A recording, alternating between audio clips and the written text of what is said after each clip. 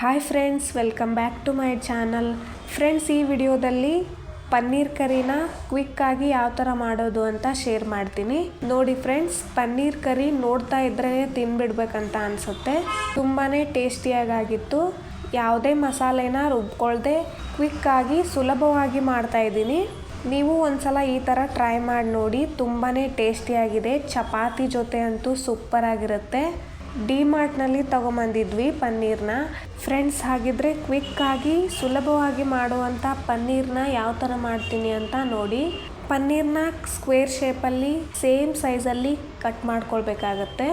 ಎಲ್ಲನೂ same square ಶೇಪಲ್ಲಿ ಇರಬೇಕು.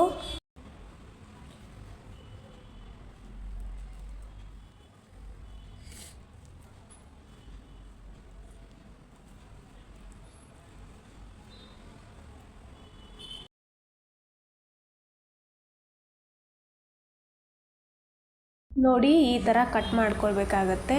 ಕಟ್ ಮಾಡಿ ಇಟ್ಕೊಂಡಿರೋವಂಥ ಪನ್ನೀರ್ನ ಸೈಡ್ಗೆ ಇಟ್ಕೊಂಡು ಇವಾಗ ಒಂದು ಬೌಲ್ಗೆ 1 ಕಪ್ನಷ್ಟು ಮೊಸರು, ಹಾಗೆ ಸ್ವಲ್ಪ ಅರಿಶಿನ ಪೌಡರು, ಸ್ವಲ್ಪ ಗರಂ ಮಸಾಲ, 1 ಟೀ ಸ್ಪೂನಷ್ಟು ಅಚ್ಚ ಖಾರದ ಪುಡಿ, ಹಾಗೆ ಸ್ವಲ್ಪ ಉಪ್ಪನ್ನ ಹಾಕ್ಕೊಂಡು ಪೂರ್ತಿಯಾಗಿ ಮಿಕ್ಸ್ ಮಾಡ್ಕೊಳ್ಬೇಕು.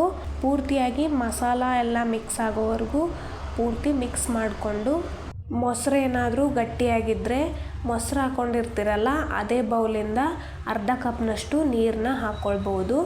ನೀರನ್ನ ಹಾಕ್ಕೊಂಡು ಪೂರ್ತಿಯಾಗಿ ಒಂದು ಸಲ ಮಿಕ್ಸ್ ಮಾಡ್ಕೊಳ್ಬೇಕಾಗತ್ತೆ. ನೋಡಿ, ಅದೇ ಕಪ್ನಿಂದ ಹಾಕ್ಕೊಳ್ಳಿ.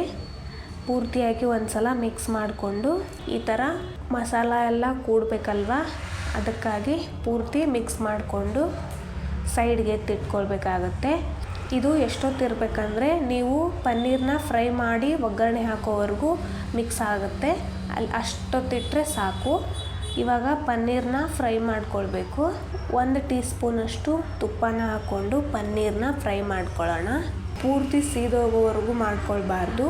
ಸ್ವಲ್ಪ ಕೆಂಪಗಾಗೋವರೆಗೂ ಪನ್ನೀರ್ನ ಫ್ರೈ ಮಾಡ್ಕೊಳ್ಳಿ. ನೋಡಿ, ಈ ಥರ ಆಗೋವರೆಗೂ ಫ್ರೈ ಮಾಡ್ಕೊಳ್ಬೇಕಾಗತ್ತೆ. ಸ್ವಲ್ಪ ಕೆಂಪಗಾಗೋವರೆಗೂ ಫ್ರೈ ಮಾಡಿಕೊಂಡ್ರೆ ಕ್ರಿಸ್ಪಿಯಾಗಿ ಚೆನ್ನಾಗಾಗುತ್ತೆ.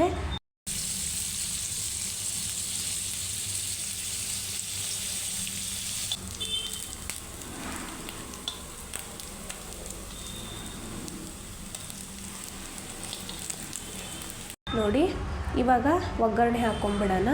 1 ಟೀ ಸ್ಪೂನಷ್ಟು ತುಪ್ಪನ ಹಾಕ್ಕೊಂಡು, ಹಾಗೆ 1 ಟೀ ಸ್ಪೂನಷ್ಟು ಎಣ್ಣೆನ ಹಾಕ್ಕೊಳ್ತಾ ಇದ್ದೀನಿ. ಇದಕ್ಕೆ 1 ಟೀ ಸ್ಪೂನಷ್ಟು ಜೀರಿಗೆನ ಹಾಕ್ಕೊಂಡು, ಹಾಗೆ ಪಲಾವ್ ಎಲೆ, ಹಾಗೆ ಚಕ್ಕೆ, ಏಲಕ್ಕಿನ ಹಾಕ್ಕೊಂಡು ಫ್ರೈ ಮಾಡ್ಕೊಳ್ತಾ ಇದ್ದೀನಿ. ಹಾಗೆ ಒಂದು ದೊಡ್ಡದಾಗಿರೋ ಈರುಳ್ಳಿನ ಚಿಕ್ಕದಾಗಿ ಕಟ್ ಮಾಡಿಕೊಂಡು ಹಾಕ್ಕೊಳ್ತಾ ಇದ್ದೀನಿ. ಅದನ್ನು ಪೂರ್ತಿಯಾಗಿ ಫ್ರೈ ಮಾಡ್ಕೊಳ್ಬೇಕು. ಕಂದು ಬಣ್ಣ ಬರೋವರೆಗೂ ಈರುಳ್ಳಿ ಫ್ರೈ ಆಗಬೇಕು. ಹಾಗೆ 1 ಟೊಮಾಟೋನ ಕಟ್ ಮಾಡಿ ಹಾಕ್ಕೊಳ್ತಾ ಇದ್ದೀನಿ. ಇದು ಕೂಡ ಫ್ರೈ ಆಗಬೇಕು.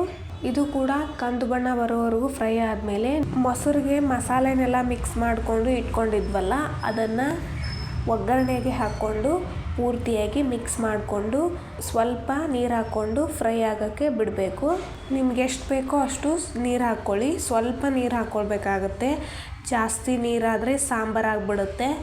ಕರ್ರಿ ಅಲ್ವಾ, ಸ್ವಲ್ಪ ನೀರು ಹಾಕ್ಕೊಂಡು 1 ಕುದಿ ಕುದ್ಮೇಲೆ ಫ್ರೈ ಮಾಡಿಟ್ಕೊಂಡಿರೋವಂಥ ಪನ್ನೀರ್ನ ಮಿಕ್ಸ್ ಮಾಡ್ಕೊಳ್ಳಿ. ಇವಾಗ ಪನ್ನೀರ್ನೆಲ್ಲ ಹಾಕ್ಕೊಂಡಾದ್ಮೇಲೆ ಮಸಾಲ ಎಲ್ಲ ಮಿಕ್ಸ್ ಆಗೋವರೆಗೂ ಸ್ವಲ್ಪ ಕುದಿಯೋಕ್ಕೆ ಬಿಡಬೇಕು. ನೋಡಿ, ಪನ್ನೀರ್ನ ಆಲ್ರೆಡಿ ಫ್ರೈ ಮಾಡ್ಕೊಂಡಿರೋದ್ರಿಂದ ಸ್ವಲ್ಪ ಬೇಯಿಸ್ಕೊಂಡ್ರೆ ಸಾಕು. ಕೊನೆಗೆ ಕೊತ್ತಂಬರಿ ಸೊಪ್ಪು ಹಾಕ್ಕೊಂಡ್ರೆ ಕ್ವಿಕ್ಕಾಗಿ ಮಾಡುವಂಥ ಪನ್ನೀರ್ ಕರಿ ರೆಡಿ ಆಗುತ್ತೆ. ಚಪಾತಿ ಜೊತೆ ಸೂಪರಾಗಿರುತ್ತೆ. ನೋಡಿ, ನೋಡಿದ್ರೇ ತಿಂತಾ ಇರಬೇಕನ್ಸುತ್ತೆ. ಸ್ವಲ್ಪ ಕುದಿಯೋಕ್ಕೆ ಬಿಡಬೇಕು. ನೋಡಿ, ಇಷ್ಟು ಕುದ್ರೆ ಸಾಕು. ತುಂಬಾ ಟೇಸ್ಟಿಯಾಗಿರುತ್ತೆ. ಚಪಾತಿ ಜೊತೆ ಅಂತೂ ಸೂಪರಾಗಿರುತ್ತೆ. ಈ ಥರ ಪನ್ನೀರ್ ಕರಿನ ಮಾಡಿ ಚಪಾತಿ ಜೊತೆ ಮಕ್ಕಳಿಗೆ ಸ್ಕೂಲ್ ಲಂಚ್ ಬಾಕ್ಸ್ಗೂ ಕೂಡ ಕಳಿಸ್ಬೋದು. ಹಾಗೆ ಹಸ್ಬೆಂಡ್ ಲಂಚ್ ಬಾಕ್ಸ್ಗೂ ಕೂಡ ಕಳಿಸ್ಬೋದು. ಕ್ವಿಕ್ಕಾಗಿ ಆಗುತ್ತೆ. ಈ ಥರ ಪನ್ನೀರ್ ಕರಿ ಮಾಡಿ ಚಪಾತಿ ಜೊತೆ ಲಂಚ್ ಬಾಕ್ಸ್ನ ಕಳಿಸಿದ್ರೆ ಲಂಚ್ ಬಾಕ್ಸ್ ಖಾಲಿಯಾಗಿ ಬರೋದಂತೂ ಗ್ಯಾರಂಟಿ. ಈ ರೆಸಿಪಿ ನಿಮಗೆಲ್ಲ ಇಷ್ಟ ಆಗಿದ್ದರೆ ಪ್ಲೀಸ್ ವಿಡಿಯೋಗೆ ಲೈಕ್ ಮಾಡಿ. ರೆಸಿಪಿ ಹೇಗಿತ್ತು ಅಂತ ಕಾಮೆಂಟಲ್ಲಿ ತಿಳಿಸೋದನ್ನು ಮರಿಬೇಡಿ. ಇನ್ನೂ ನನ್ನ ಚಾನಲ್ನ ಯಾರೂ ಸಬ್ಸ್ಕ್ರೈಬ್ ಮಾಡಿಲ್ಲ, ಪ್ಲೀಸ್ ಸಬ್ಸ್ಕ್ರೈಬ್ ಮಾಡಿ. ಹಾಗೆ ಪಕ್ಕದಲ್ಲಿರೋ ಬೆಲ್ ಬಟನ್ನ ಕ್ಲಿಕ್ ಮಾಡಿ. ನಾನು ಹಾಕೋ ಹೊಸ ರೆಸಿಪಿ ನೋಟಿಫಿಕೇಷನ್ ನಿಮಗೆ ಬರುತ್ತೆ. ಫ್ರೆಂಡ್ಸ್, ಹೇಳಿದ್ನಲ್ಲ, ರೆಸಿಪಿ ಹೇಗಿತ್ತು ಅಂತ ಕಮೆಂಟಲ್ಲಿ ತಿಳಿಸೋದನ್ನು ಮರಿಬೇಡಿ. ಮತ್ತೆ ಸಿಗ್ತೀನಿ ಮುಂದಿನ ವಿಡಿಯೋದಲ್ಲಿ. Thanks for watching. ಬಾಯ್.